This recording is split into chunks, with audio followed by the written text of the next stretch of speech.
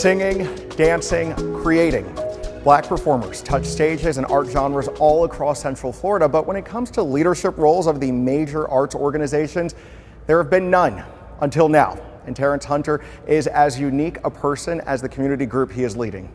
Central Florida Community Arts is a multi-generational, multidisciplinary performing arts organization.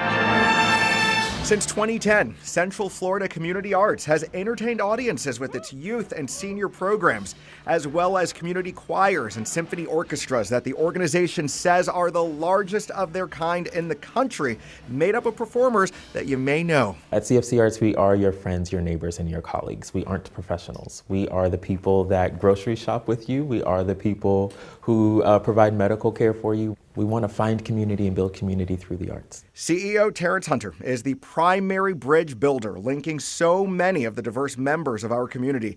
And it's personal. Not only is Hunter an Orlando native, but he also represents so much of Central Florida. First person of color to lead this organization, the youngest person to lead this organization. I am a whopping 32 years old. I am out and openly gay and obviously Black.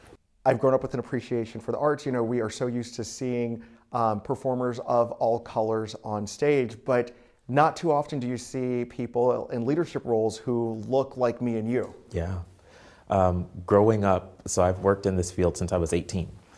Growing up, I did not have a leader that I could look to that looked like me. And I am happy to be the first and hopefully not the last and leader of color in this community, so that others can look to their left, look to their right, or look up and know that it's possible, and know that you don't have to be 50 before it happens, to know that you don't have to leave your community either.